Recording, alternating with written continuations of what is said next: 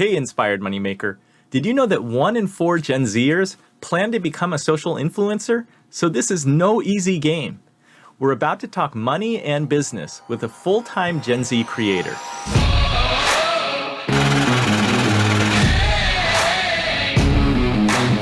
Episode 253 features Gigi Robinson, creator, photographer, chronic illness advocate.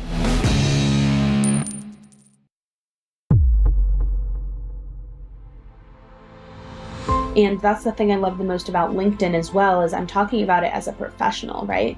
I'm not just talking about things as like, oh yeah, I'm this viral creator. I'm talking about things from an academic perspective. I'm talking about it from a, creator perspective. I'm talking about it from a business owner's perspective. And when you do that, it also makes you a little bit more dimensional, which I think is a little bit more appealing to a brand because you don't fit in one box. I'm Andy Wong, host of the Inspired Money podcast, and I want you to improve your money mindset. Let's get inspired together so we can do better with our money and make a bigger impact in the world. First, I want to tell you that I don't like coffee. No, I love coffee. One of my favorites is Blue Mountain coffee grown in the misty Blue Mountains of Jamaica. The coffee beans thrive in the rich volcanic soil of the mountains and are cultivated at altitudes between 3,000 and 5,500 feet. With just enough sunshine and rainfall for coffee plants, the coffee produced there is one of a kind. It's known for its smooth, sweet taste and fragrant aroma. We love the medium roast because it's delicious without being bitter. Don't settle for a blend or drink the fake stuff. If you want 100% certified Jamaican Blue Mountain coffee like the one that we drink at my house, buy it at yadi.com. That's YAAHDY.com. Use discount code MONEY for 10% off your entire order. Check out yadi.com for coffee and other unique products from Jamaica. Every purchase directly supports local Jamaican vendors and small business, and a small percentage will support Inspired Money. We're talking with Gigi, the founder of It's Gigi LLC, a creative media company focused on authentic content creation, partnerships, and consulting with nonprofits. She's host of the Spotify Green Room live audio show, Everything You Need Is Within. We're going to explore the blend of creativity, hustle, and strategy that's needed to build the influence that gets noticed by and garners dollars from big brands. Gigi was a finalist in the 2022 Sports Illustrated Swim Search, a testament to her grit, confidence, and perseverance despite her chronic illness. In this episode, you'll learn about money tips for influencers. That means managing money, taxes, and retirement planning. Tips for landing bigger brand deals. And tune into the end to hear about influencer pricing and strategies for getting paid what you're worth. Now let's get inspired with Gigi Robinson. Gigi, welcome to Inspired Money. I'm so excited to have you on the show.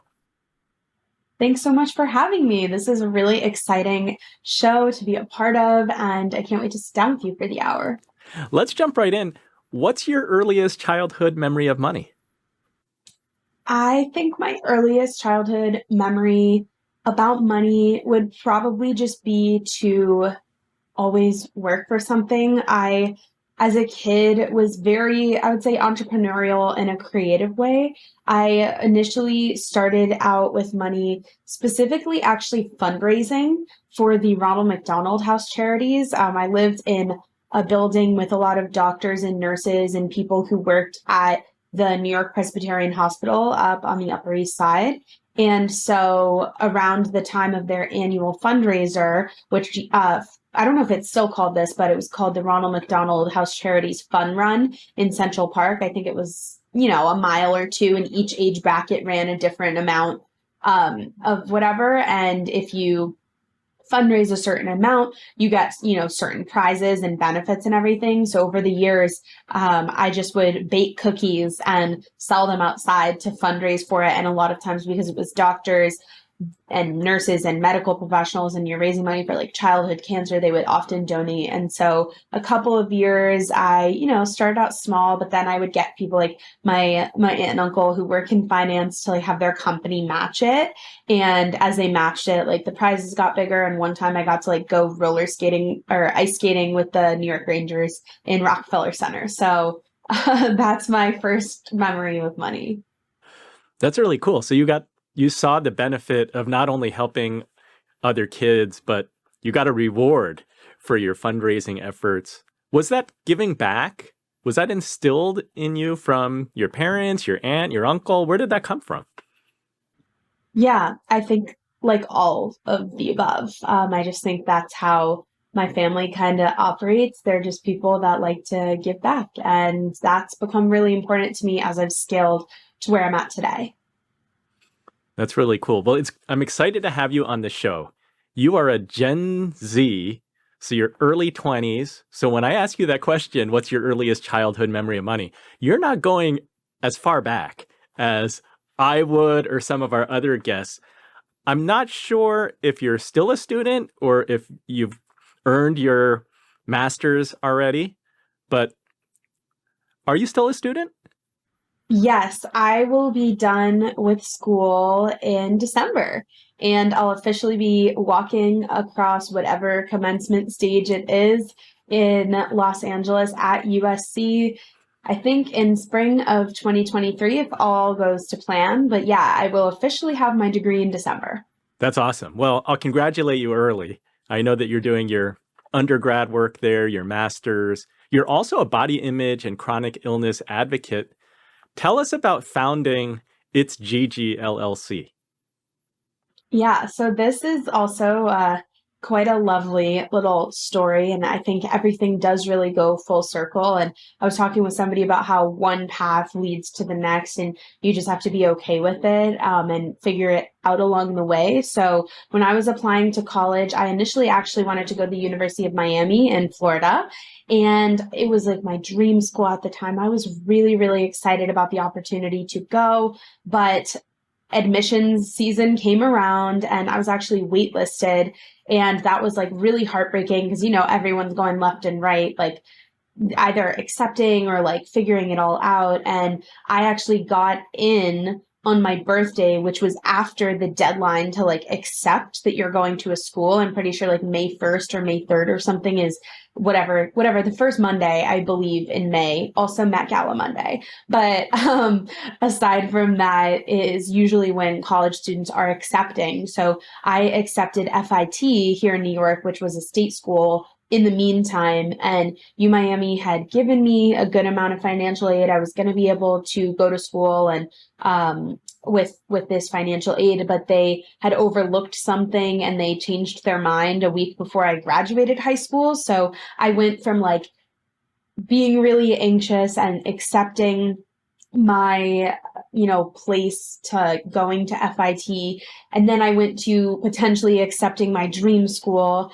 and then thinking I'm going there, and then a week before I graduate they're like, sorry, you can't go. And I was like a wreck, and this kind of led me to a really like dark place of like commuting to school every day, like developing like some weird eating habits about, binge eating and just eating when I was upset. And that really continued. But the one thing that I did really focus on was my work ethic and sticking to like my values of doing the best work that I could, networking with people, meeting as many people as I could. So I got the best grades I could and I transferred to USC. And the rest is kind of history. I went to USC for my BFA, and then I transferred, which I don't often talk about, but I think it's important because transferring schools is also really, it seems like a scary thing, but it usually is the best decision at the end of the day for everyone involved when you can transfer, especially if it's your dream school or your new dream school. So that's what I did. And I decided to pursue art there. And I actually had a lot of trouble along that journey because I lived with a chronic illness during the time. I mean, I still have it, but the teachers and the students around me didn't fully understand. So I started making art about it. Of course, 2020 comes along, right? Like 3 months before I was supposed to graduate my undergrad, I get sent home from LA to New York because of the pandemic. I thought, oh, it'll be a couple months, like whatever. Oh, and then it turned into, I guess I'll stay in New York for the summer. Maybe I'll go back to USC in the fall. then I was like doing new medical treatments and pandemic was still a big thing. And December of 2020 comes around and I told my parents, hi guys, I actually applied to grad school at USC as well. And by the way, I'm not going to get a corporate job. I am founding my own company. It's Gigi. And it will be, the art of influence for the next however long it takes me to one, finish grad school, and two, maybe a year or two after grad school, right? By the time I should be off my parents' insurance, I should be well on my way. So that was kind of the story about founding it. And I just kind of took a leap of faith. I called my accountant. I said, hi, I need help setting up a business. Can you put in the paperwork? They're like, yep. And that was that.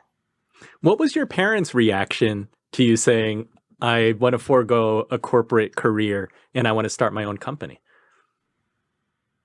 Um, I feel like I overlook their reaction a lot because no matter what their reaction was, I was going to do it anyway.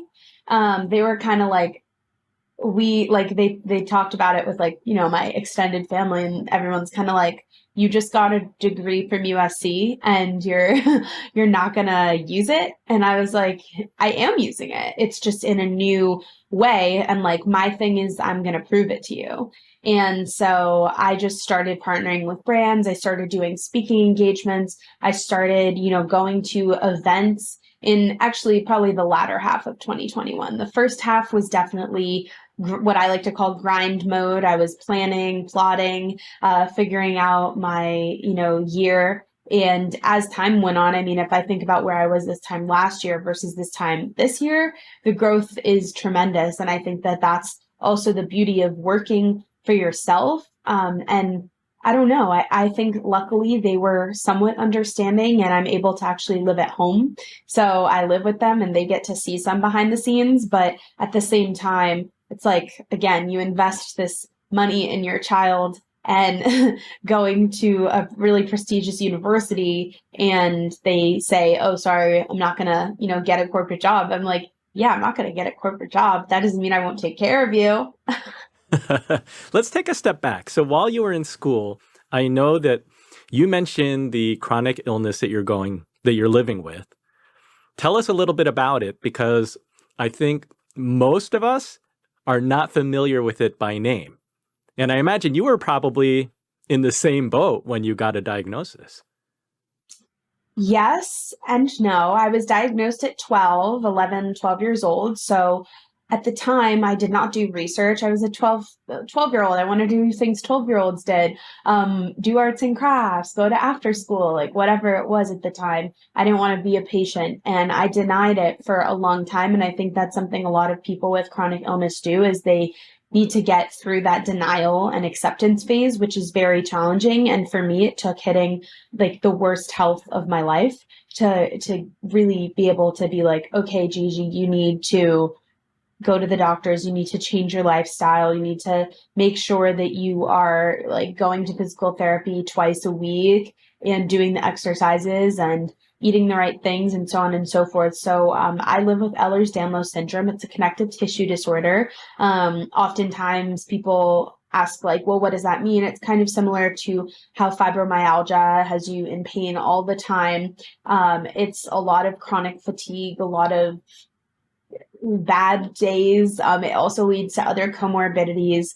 I also live with chronic migraines, which can be extremely debilitating. So if you're a student dealing with this, my advice would be to go directly to the Office of Disability Services or Accommodations and get that sorted out, like literally the minute you step onto campus, because they are there to help you and make you succeed as a patient, as a student who needs a little extra support. And that's really what it is. It's nothing bad. It's nothing scary. They're just there to help you. And when I was at my lowest, we actually ended up deciding that going to that taking a leave of reduced course load leave was really important for me. And that was how I finished my undergrad degree as well. What did the lowest point in college look like for you? Yeah, I like to call this the great burnout. But basically, I really struggled. I also was the kind of student that I cared about academics. I always, did my best. I put my best foot forward. I studied maybe like the night before the exam. And then I was like, okay, I'm ready for this. And then, the next day, like if I got like a B, I wouldn't be wrecked about it, because I had a couple of internships. I was usually juggling 2 internships at a time. And some of those include working at Warner Bros., at Paramount, at USC Hospitality, and some smaller ones as well. And that was really important to me because, again, I needed to like make my own money there. I needed to be able to pay for food or for going out or for Ubers to and from internships even, and get that experience in the industry. So not only was I doing that, I was also loading my schedule up. So on, I believe it was like Monday, Tuesday, Wednesday, I loaded my schedule from like 9 a.m. to 9 p.m. with classes. So it was like 9 to 12. Okay, that was one class. And in the art school, classes were always 3 hours. So 9 to 12, 12 to 3, 3 to 6, and then 6 to 9. Sometimes I would give myself a break in between and not schedule things if it didn't work for my schedule, but I definitely put myself through a tremendous amount of pressure to stay with all of those courses at the same time and deal with midterms on the same days, projects due at the same time, all of that. So I recommend it because you can also get your time back and you can work at an internship 2, 3 days a week and get paid. But at the same time, you're also really, really loading yourself up with a huge course load. So that's what I did. I also was building my social media and running a club at the same time and being a member of a sorority. So I was so involved on campus that I think my ignorance of my own health condition and how I was doing my mental health was like I wasn't giving any space for my health. And if you're not in your best health mentally and physically, you can't perform the best in school. You can't have good social lives. So that is what ultimately caused it. And it really took my health being in the lowest point and getting a migraine that was so bad that like I lost feeling in my entire left side of my body. That was like the low. And from there, I started going to doctors so often, and teachers started being not understanding because they thought I was just skipping class, that despite me being very vocal about it, that I started making work about it. And as I made work about it, I started growing on social media because more people were like, wow, I actually relate to this. And that is ultimately how I did it. Yeah, I want to ask you about. I'm sure it wasn't easy going through that whole thing. I mean, it's crazy. You're obviously a go-getter and like an overachiever, right? Like there are so many things that you want to accomplish, and it's like, oh, I just had a couple of internships at a time while going through school, and these are like great companies in Yeah. entertainment and I'm sure like tremendous experiences. And while going through that, you have teachers who are doubting the authenticity of what you're going through. Right. And it's almost funny, your reaction that I'm going to write about this. I'm going to write papers about this because my teacher's not believing me. Yeah. It's actually this book you see behind me right here. That's the physical version of my thesis that I ended up doing. But yeah, I was also partly non-confrontational at the time because I didn't feel comfortable going straight to the dean. Had I gone back in time and if I was reliving it now, that's exactly what I would have done. I would have gone to the dean and said these teachers and their conversations and the way that they're interacting with me as a student who needs accommodations is simply not okay. For them to question it, for them to say, to call me out in front of other students, like that's never okay, regardless of if you have an accommodation, to call out a student in front of others. And I wish that I had it in me at the time to go through it, but instead I wanted to do something that was bigger. And I've never named names, but everyone knows exactly who. And I'm, again, the kind of person that just, I sent them my work and I said, I just wanted to let you know I'm doing great now, but here's my work about my experience. I hope you can learn from this and not treat other students this way in the future, and hopefully respect that they're actually struggling. And I wish you the best of luck. And I never heard from most of those teachers. um, but again, like I think that's important. I think it's important that they know that despite them treating me and trying to silence me and tell me that I didn't have anything wrong with me, that I needed to just figure out a different project to not work on, when I was like, I really want to lean into what it's like living with a chronic illness. For them to tell me no felt like they wanted me to shy away from my lived experience.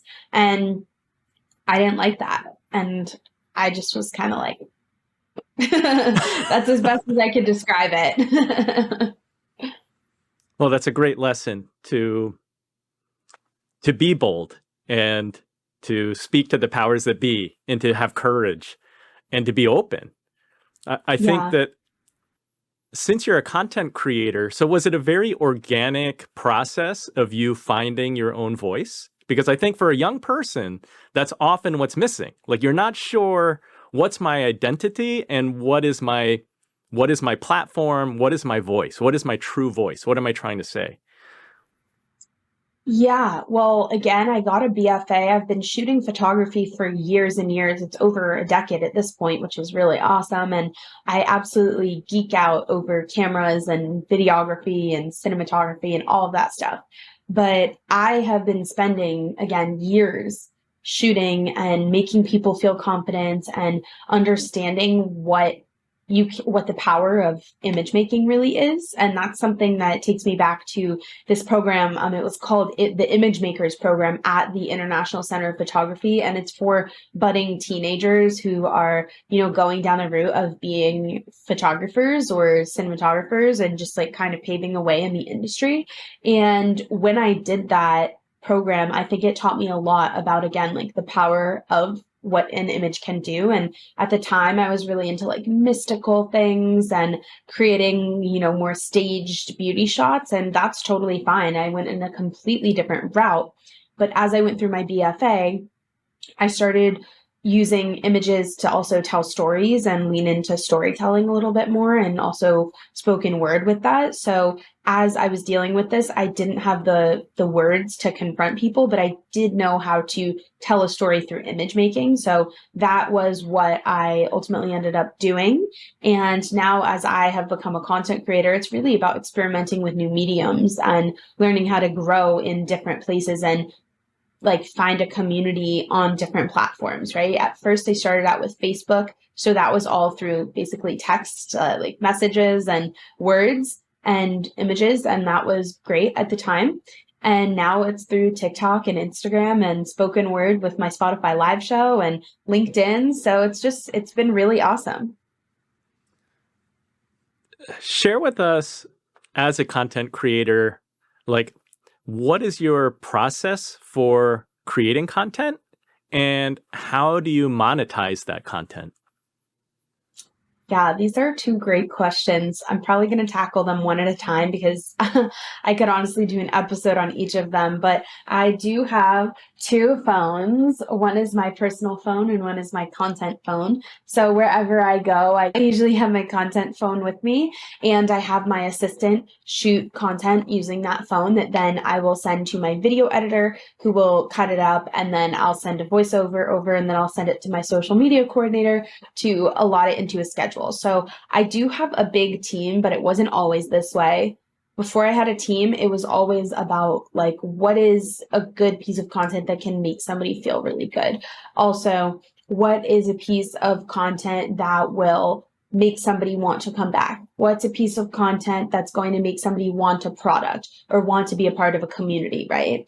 And so as I continued to build that, I started finding a passion for speaking, not only in short form, under a minute videos, but mostly like speaking on podcasts, speaking on stages, speaking to classrooms. And as I did that, I think that's where I truly found a passion for it. And I honestly did stray away from creating video content for some time because I wanted to lean into speaking and also figuring out like what I want to do when I write my book. And again, this just goes to show that being a content creator full time is really about learning new mediums and mastering them. So do I know the art of posing and the art of confidence and capturing things on photo and video? Yes.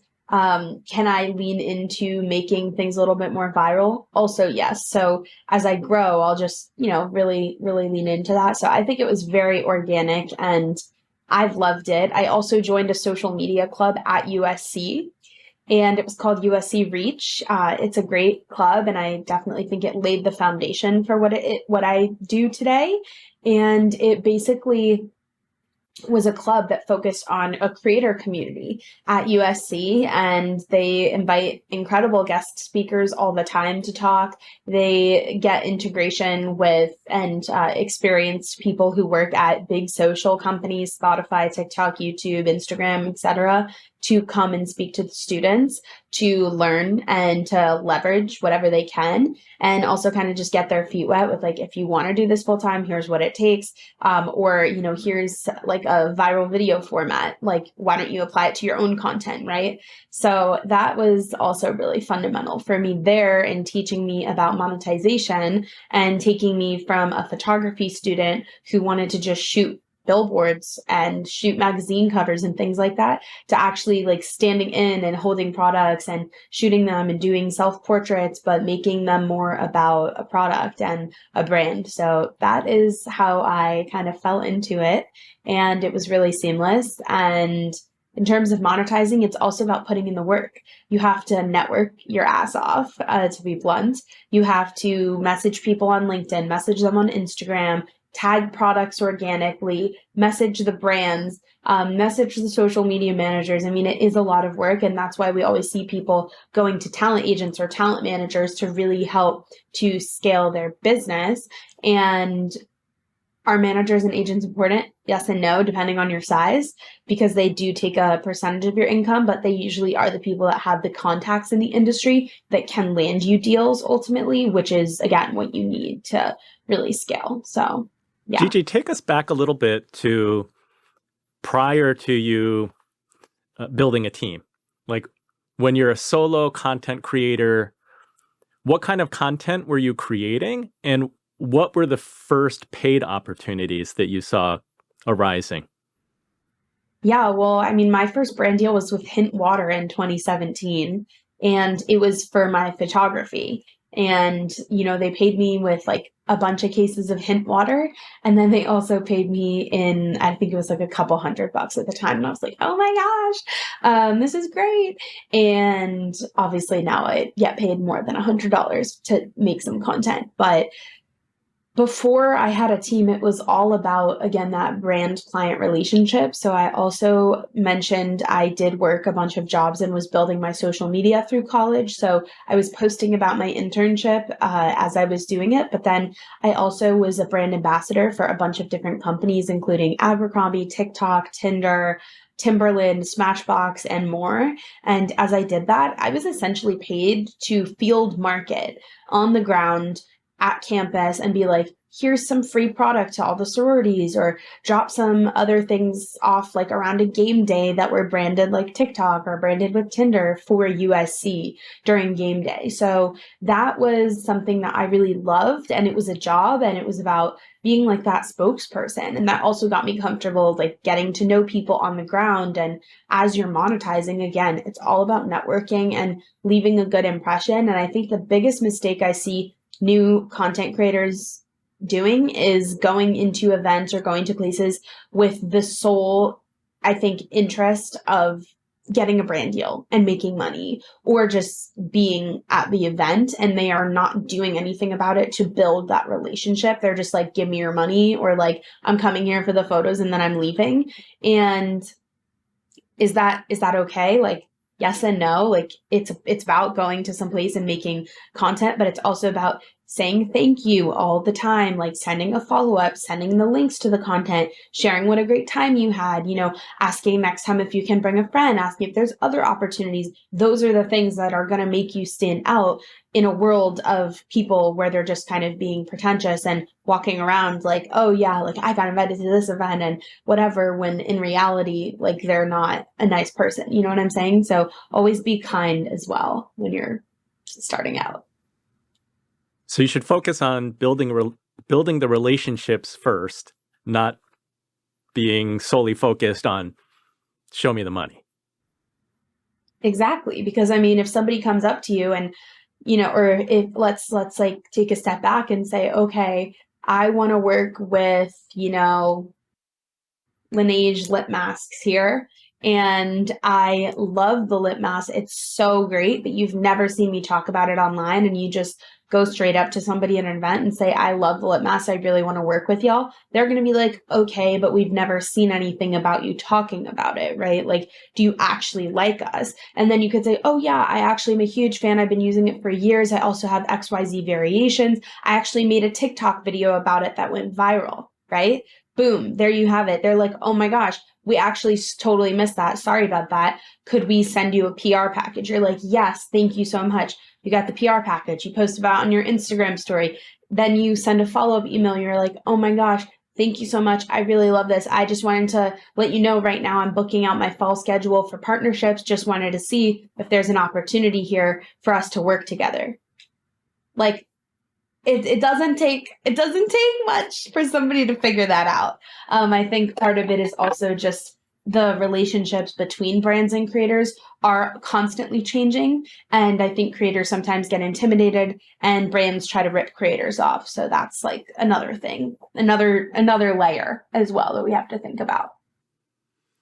Where do you think the brand to creator relationship, what does that look like now?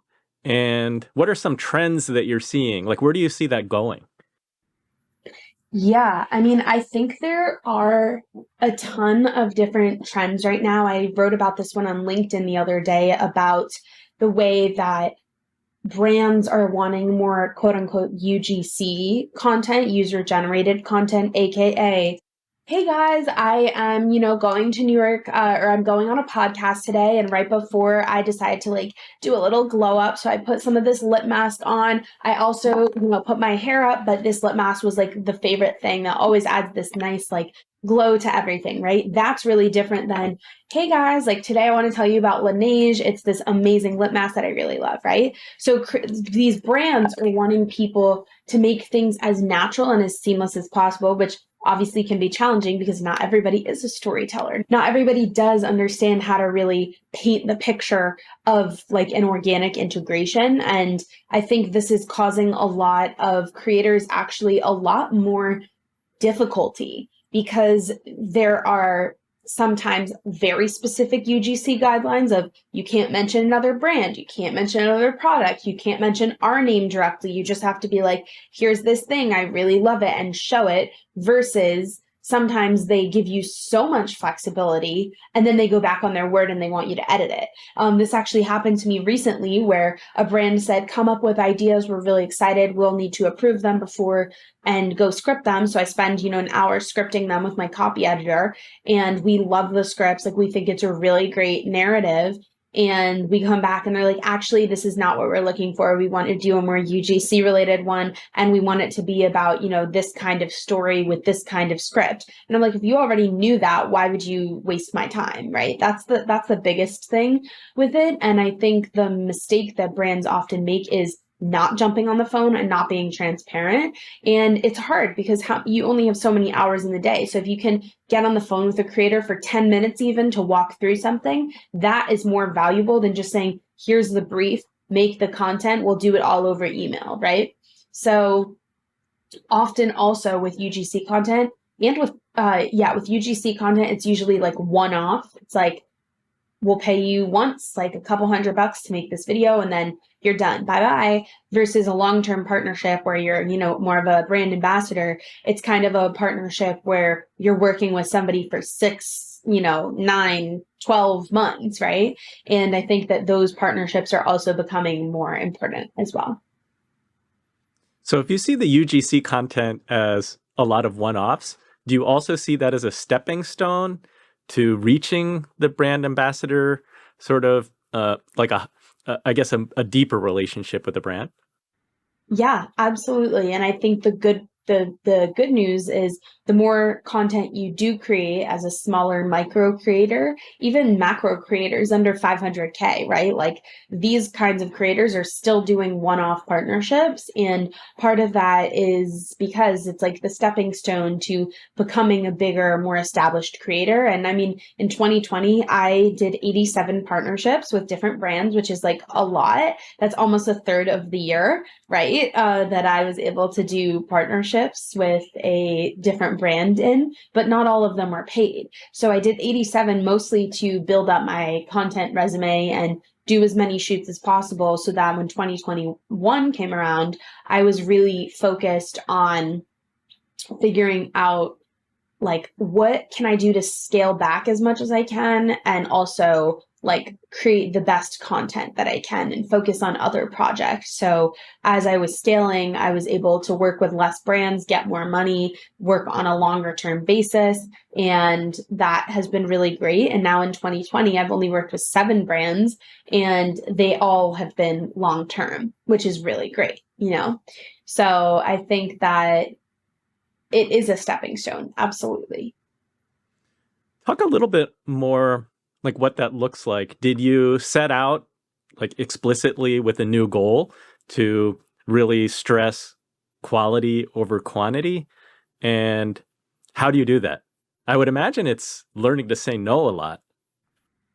Yeah, it is. It is learning to say no. And I think a lot of the time, you know, there can be opportunities that seem super great that come up that you just have to say no to. You have to be okay moving on. And it's the same as like a regular 9 to 5 of having that like extra money when you need it, like saved up, or, you know, putting like a third of your income away for taxes. I mean, that's another really big one. And I think that to set yourself up for success, you have to also do the work. You have to build a portfolio. You have to have a website.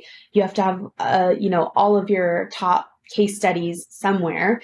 And that's the thing I love the most about LinkedIn as well, is I'm talking about it as a professional, right? I'm not just talking about things as like, oh yeah, I'm this viral creator. I'm talking about things from an academic perspective. I'm talking about it from a, you know, creator perspective. I'm talking about it from a business owner's perspective. And when you do that, it also makes you a little bit more dimensional, which I think is a little bit more appealing to a brand because you don't fit in one box. And that means one day I could work with a beauty brand, the next a fashion brand, the next a pharma company. And that is really cool. But that's because that's my method. Other people will only say yes to working with fashion brands if they're in fashion, fitness brands if they're in fitness. And I think that sometimes people niche themselves down so much to the point where they can't expand. So another thing would also to be open at first and be flexible and also stand your ground though and make sure you're getting paid for sure.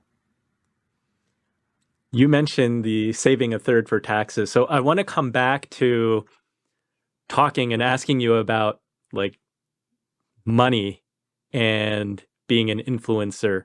But before we do that, can you share with everybody what your experience has been with the Sports Illustrated swim search submission? Because I think there's so many lessons in there about how to manage content, how to pitch, how to manage a team and work with different team members. So, and it's just really cool.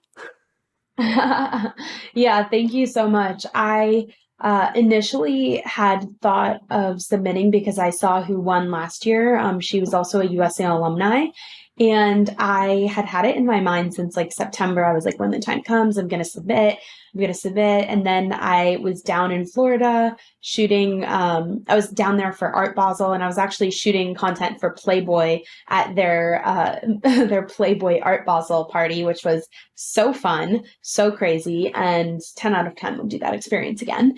And I was like, you know what? I should shoot my content. I don't know when I'm going to be in the beach next. I know this is stuff I'll use, and I'm used to standing in front of the camera in public, shooting, you know, when people are watching, giving them a show in some runways. No, just kidding.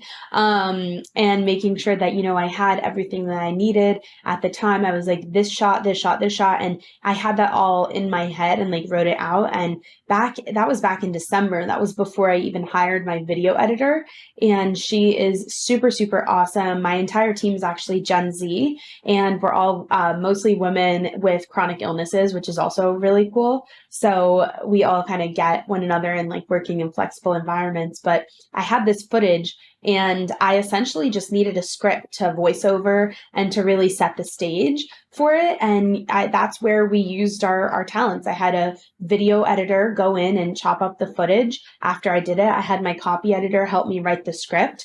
And we really used the simple formula that Elle Woods uses in her Harvard submissions video in Legally Blonde, where it's hook, retain, repeat, right? Every other sentence. She's giving you a hook. She's retaining you with some interesting whatever verbiage, also with, some interesting visual. And then you repeat that all the way through the end. And at first we were like, okay, what if we do it exactly like that? And then I was like, no, like, I don't want to do it like that. Like, I want it to be me. So I added, and I took out certain things that made the video really about me.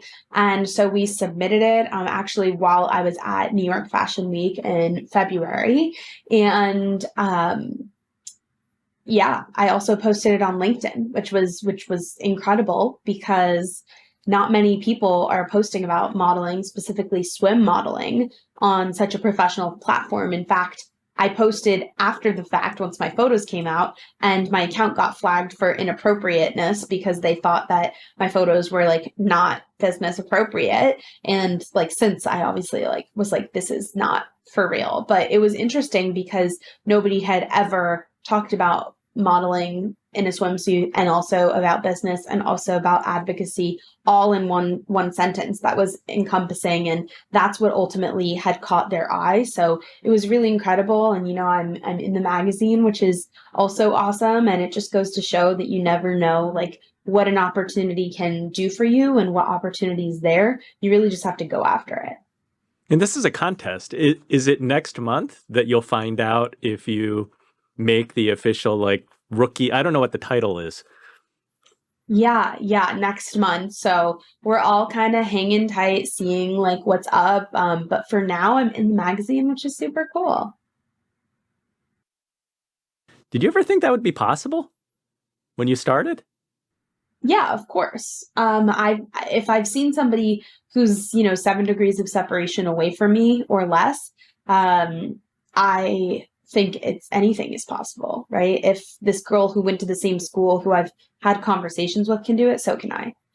Even if it is somebody that's completely out of my comfort zone or out of my reach, if I've seen someone do it online, that means that anyone can do it. And that's the beauty of social media today, is if you see somebody living the life that you think you want, you can basically build a roadmap to get there. It's just about committing to it and staying diligent with it. I struggle sometimes with my health, with consistency, because I get frustrated or because there's so many different like moving pieces all the time. So this happens with social media too, where you can just burn out and it can be stressful, but having a blueprint and different structure in place to help you get to where you need to get is also really like the key to actually making anything happen. I love that. Anything's possible. And you can use social media not to compare yourself, but to inspire yourself to achieve really big things. Along the Yeah. way, have you had to deal with limiting beliefs at all?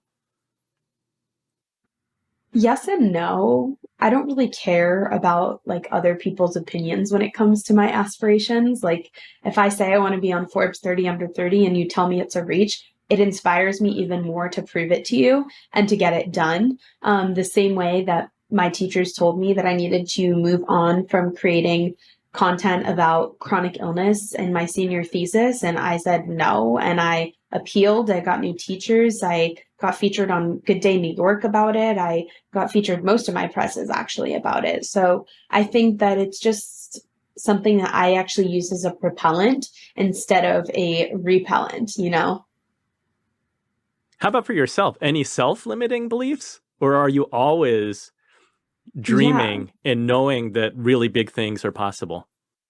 Yeah, I think there are. I think in terms of self-limiting beliefs, I mean, I think that's actually why I was interested in coming and talking to you is all about the concept of money, right?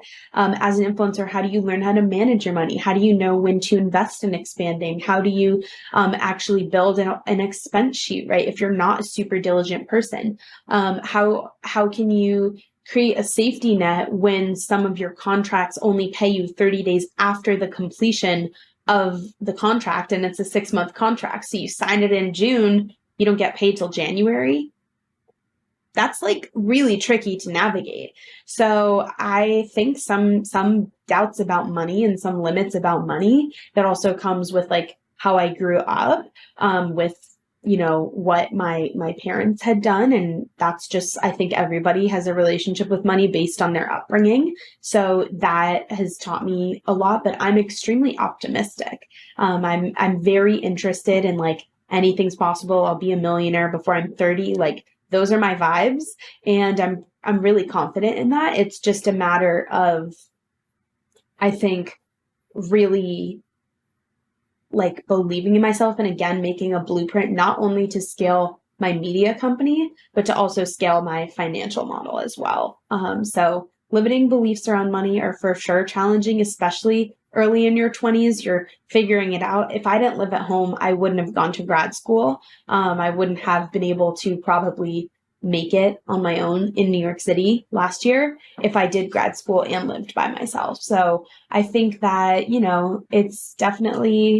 it can definitely be a challenge. Let's get into Gigi's money tips for influencers, because I know that there are many, many young people who dream to be an influencer. They want to create content and they want to utilize social media platforms to increase their reach. Not everybody's able to do that, but I would imagine that too few people think about the money side of that business. So, what are some of the lessons and tips that you can share? Yeah, well, I think the biggest misconception is about how much people actually make. I mean, somewhere I read online, I don't know what company, somehow they evaluated me worth like $3 million. And I'm like, who wrote that? And what do they know that I don't? Because that is like not realistic to where I'm at right now. And I think that you just can't really believe like what you see online necessarily because truthfully, like you have no idea how much people are making. I mean, I've seen 19-year-old influencers with like, maybe like 10 million followers across platforms apparently buy themselves a house or an apartment at the age of 19. And it's like, how did they do that? And like, what are they doing that's so different than me that they've gotten to be able to afford a $2 million house, right? At 19.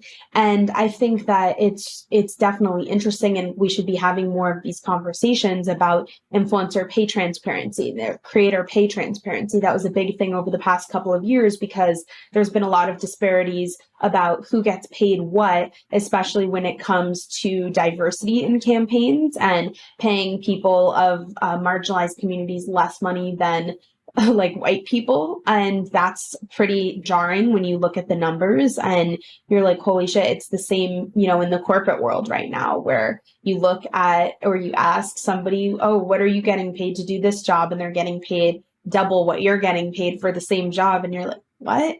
Like, this makes no sense. And that happens a lot in our industry. I also think like standing your ground and whenever you get paid, like whatever your most recent top like campaign budget was, whatever that is, double it next time when you're pitching, and they'll probably negotiate it down from that initial number, but it'll be more than what you got paid last time. So that was a tip that I learned from a friend of mine, and I think sometimes you have to like pay to play. Another big thing for influencers is the whole world of PR and press, and it's really important to actually invest in that because that's going to be the thing that ultimately pushes your brand forward. It gets you in the press a little bit more, and you have to post about that, and you have to be shameless in talking about it and just keep hustling. I think a lot of influencers also expect things to just come to them without really working for it. And it does not work like that at all. You have to hustle a lot, right? Yeah. Always. It's pretty like similar to just being a freelancer. Everyone calls it the creator economy. This is the gig economy. Like this is not different than that at all. The only thing that's a little bit different is that I think people now have social media in addition to a website or in lieu of, and I think you should also have a website. If you go to my website, it's an all-encompassing landing page of everything I've almost ever done. And that's really important. And not a lot of creators or speakers have that. A lot of the time, it's always about, oh, just click my link in bio and, you can email me here and you can see my social channels. I don't really care about that. I want you to know me and follow me because of me, not because I'm telling you, like, here's my channel, like, whatever. So yeah, invest in your branding as well. Gigi, I was just reading an article on LinkedIn that talked about baby boomers not being comfortable talking about salary versus Gen Z, and Gen Z really advocating for being more open and having those salary discussions so that it's more transparent, it's more fair. As an influencer, where you said that there's a lack of transparency in compensation, what can you do? Do you speak with other content creators about what fair pricing should be? I'm just looking for other tips besides doubling one's ask just to negotiate down. That is a good tip. But are there other sort of tools or resources that are helping you to determine pricing and what the market will pay? Yes and no. I think it's still very, very new also for brands to start disclosing how much they're paying. A lot of time they'll actually they'll send you an NDA where they expect that you don't share anything about the campaign, and that's also industry standard. However, there's this one called Fuck You Pay Me, and it's really funny because it's a lot of influencers submitting like basically showing publicly without like a lot of the time like the contact and who they are, like it's an anonymous kind of thing, showing basically like who's paying, who's not paying, who's asking for ridiculous things, like all of that. And then on top of that, there's another one called Clara for creators that's about the positive experience of working with brands and like showcasing how much brands are paying for different things. And I think that again, over time, things are going to start to be more transparent, but at the same time, talking to friends about things, especially when you're doing the same thing, is really important. I've done that and I've been in a predicament where I've been like, holy shit, I'm getting paid a third of what you're getting paid. But a lot of the time when you're paying an influencer more and you're asking for a larger number, you're not only paying for their platform, you're not only paying for access to their audience, you are paying for the years of experience that this influencer or thought leader has in the space. So for me, I've been shooting photography and creative directing for over 10 years. That's what you're paying for when you're getting me. You're getting production. You're paying for a space on my feed, right? Which I have verified channels. That's pretty big for brands. You're paying for access to my audience, which is predominantly young, impressionable women who are interested in body image and chronic illness awareness and mental health awareness. And it's not necessarily just about your product, right? I have to be very specific with my specific messaging for my brand. So again, my advice would be to tighten up on your branding and look for brands that align with you. And in terms of industry standard, also talking to people at big social, right? A lot of the people who work at TikTok, YouTube, Instagram, they know creator monetization because it's the industry talk, right? They have people who work at brands who they also probably work with to be like, this is our budget. And I think that it's really important to now start to network with those people. And I'm actually dropping a newsletter about this in the first week of August. So stay on the lookout for that newsletter about creator economy contacts and whatnot. But yeah, that is what I have to say for now. Great advice. So since this conversation started with the, save a third for taxes, and you mentioned that that's how you kind of started, you talked to your CPA. How important is it to have a good accountant to help guide you as a business owner? Yeah, it's definitely really, really important and helpful. And also, I would even recommend getting like a contract lawyer to look over different contracts that you're getting yourself into with legal rights and making sure that there's not anything crazy, really just to protect yourself. I also think that, again, having an accountant and also having a good relationship with them is important because I had an instance where last fall they overestimated my taxes like by a lot. And I was like, there's no way, like, there's got to be a mistake here. So I said, look, are you sure about that? Like, this is what I would actually review. And it ended up being less than, what they initially had quoted me. So being able to have somebody who's on top of the bookkeeping and everything like that.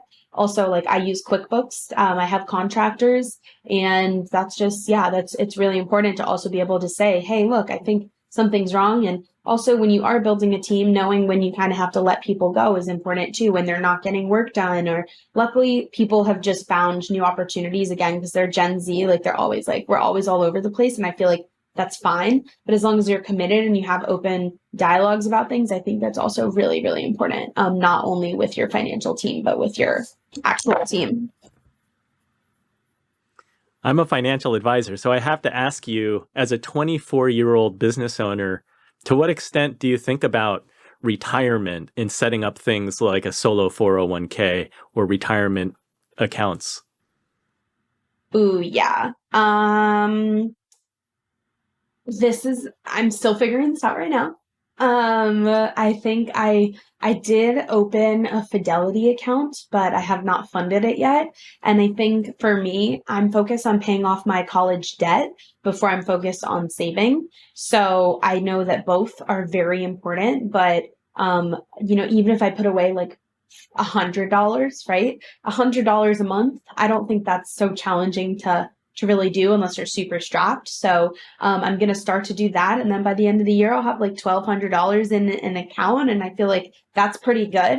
That's like untouchable, right? But you have to do baby steps at first, especially. I mean, I'm not like I would say a unicorn when it comes to financials as an influencer yet. I definitely am very average. I'm making, a little bit above an entry level salary right now. Definitely double an entry level salary for entertainment for sure. But I think that's only going to double, quadruple, so on and so forth. So I'm just being really patient with myself. And also, like knowing that again, I'm 24, I'm still learning and talking to my financial advisors about like what looks good, what's the full picture here, how do we optimize my financial situation so that when the interest rates on the loans are up that I can just like pay those off right away and not deal with that and all of that. So yeah, that I don't really know if that was advice, but have a good relationship with your financial advisor and get one. So you see the potential to grow your business and scale your business as huge. Yeah, I mean it's not only about being the face of or posting online. It's about becoming a brand, like scaling a business. It's not, people always say, oh, it's about social media. No, it's not this little social media thing. Like creators have media companies. And that's another thing big creators don't typically talk about, right? They have to establish an S Corp or they have to establish an LLC and actually put the time and energy into scaling that model and starting other projects and making different revenue from that. So yeah, it's important. Gigi, you're Gen Z, but given your knowledge of social media and marketing today, like what advice do you have for a CEO of a Fortune 500 company or a business owner, Gen X financial advisor like me? Because I feel like we all need to be using social media in a way that can grow our personal brand, grow our business. Is that something that you're involved in? Or what advice do you have for people generally? Yeah, my general advice would be to be open to Gen Z, kind of embrace us with open arms. And even if our ideas are a little bit crazy at first, we are a digitally native, you know, generation. So if you want to help us, like you got to get with the times. And sometimes that means listening to someone that's younger than you and a little less senior. And I know that that's probably a really bold statement, but I think it's important because yes, you may be younger in an industry. For example, somebody who's just starting off as an analyst versus somebody who's been doing it for 30, 40 years. Like, obviously, the younger person isn't necessarily going to know more about the industry. However, they might know more about the technology that you can implement to make your job easier, right? Or they might know about something new that can give access to a new method of, let's say, paying creators faster, or a new kind of way of doing things. And I think that's important. And also